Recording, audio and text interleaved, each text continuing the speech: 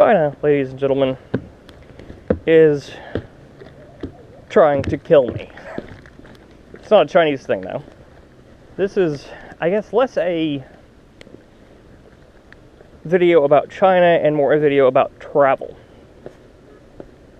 Whenever you go somewhere, travel internationally, the country you go to is going to make a serious attempt to kill you. It was the same when I went to Japan, and it's really the same no matter where you go. Really inside your own country, if your country's large, this can be, true. If you go from the East Coast to the West Coast in the United States, bears true. Because, of course, you aren't used to the environment, you aren't used to the problems that part of the world have, and you're not used to the germs and bacteria in the area. When I went to Japan, I got sick within the first 2-3 weeks with pretty moderate stomach bug. The wildlife in Japan will try to kill you too. Not so much here. Since I've been in China, I already had a stomach bug. And that's food related, I'm sure. But on top of it, I've also had environmental problems already. That is to say, the pollution is clearly already bothering my sinuses.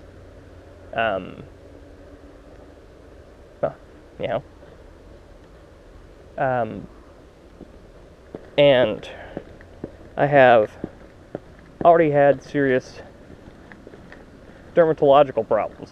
See if I can get you up over this here. This is the river right near my apartment / university. It actually looks much cleaner than it normally does right now because we just had a big rain.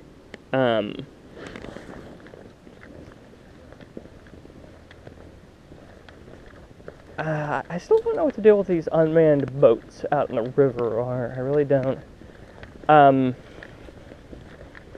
Dermatological problems, by that I mean my pores are not doing well here. If you move here, people here take a lot of care to keep their faces especially clean, or you will have, especially as a Westerner, you will have, really let me rephrase that, as a non-Asian, you will have a lot of problems with dermatology here. And this is a generalization, don't get mad at me if you're the exception to the rule. Asians tend to have smaller pores than the rest of us. I'm sure there are some groups that doesn't apply to.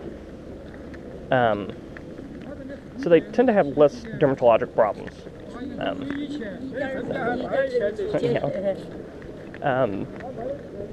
I have been having to pay pretty close attention to my face especially, but my skin in general, so that I don't break out. Oh, there's actually a little boat dock down here. Interesting. I've been down here once or twice, but I haven't been here much. I think these boats are actually like part of a weather system or something, is what they are.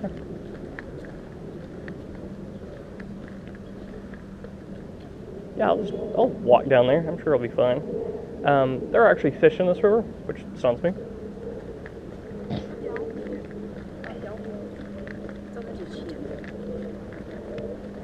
And interesting enough, I've already had problems with the shower water here in China. The shower water's alkali was too low, or too. Is it too low or too high with alkali? I don't know. The water was too base, was the point. And I actually got a very mild chemical rash from the shower. And you can fix that pretty easily. You just buy this thing that goes in the line or on the line of your shower that is just, you put chlorine tablets in it and it raises the pH and chlorinizes your water, which I would heavily suggest doing anyway. Because there's probably things in the water that most Chinese people are acclimated or immune to that you are not. Of course, you can't drink the water in China, pretty much anywhere in China. Apparently, you can't drink the water in parts of the U.S. Still stunned at that one. Yeah, you can't drink the water in China. There are, I think, 2 cities in China where it's supposed to be all right to drink the water, and people still don't because, of course, you have leaks. Which I think are Beijing and Shanghai. I could be wrong on the Shanghai one, but yeah, this isn't a complaint with China. It's just in general when you travel, the place you're traveling to is going to take a pot shot at your health. Just because you are unplowed, fertile ground for the indigenous, bugs, basically. So just when you travel, take care of yourself, is I guess what I'm trying to say. Make sure you're eating, make sure you're sleeping. Sleeping's hard when you first get here.